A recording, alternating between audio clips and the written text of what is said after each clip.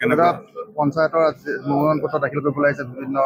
দল সংগঠনে লগতে সমদলত বিজেপি দল আহিছে প্ৰাৰ্থী কি ক'ব কোৱাৰ একো ক'বলগীয়া নাই গোটেই ভাৰতবৰ্ষৰ এটাই দৃশ্য বিজেপি বিজেপি বিজেপি কি চেণ্টাৰ কওক ৰাজ্য কওক আৰু কিবা আমাৰ লোকেল চেল্ফ গভৰ্ণমেণ্ট কওক পঞ্চায়ত কওক সকলো ঠাইতে আমি বিশ্বাসী আশাবাদী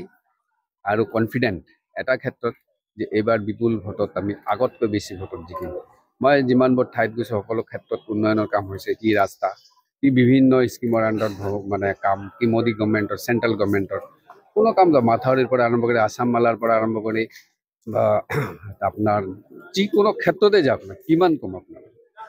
এতিয়া সেইকাৰণে ৰাইজে সিদ্ধান্ত লৈছে যে বিজেপিক আমি ভোট দিম বিজেপিৰ বাহিৰে আৰু নাই তেখেতসকলে 70 বছৰ দেখিছে 60 বছৰো দেখিছে 50 বছৰৰ দেখিছে যেতিয়া যেতিয়া আমাৰ বিজেপি গভৰ্ণমেণ্ট আহিছে তেতিয়া উন্নয়ন হৈছে যেতিয়া বিজেপি গভৰ্ণমেণ্ট চেণ্টাৰত নাছিলে বা ক'তো নাছিলে তেতিয়া উন্নয়নটো স্থবিৰ হৈ গৈছিল সকলো ক্ষেত্ৰত জেনেৰেল ৰাইজৰ পৰা আৰম্ভ কৰি আছে আপোনাৰ যিকোনো মানে ক্ষেত্ৰৰ মানুহ যিকোনো মিডিল ছেকশ্যন বা লয়াৰ ছেকশ্যন বা আপাৰ ছেকশ্যন সকলোৱে চাফাৰ কৰিছে সেই চাফাৰটো কিন্তু আমাৰ চৰকাৰৰ সময়ত কৰা নাই সেইকাৰণে মই কনফিডেণ্ট যে বিপুল ভোটত সকলোৱে বিজেপিক এবাৰ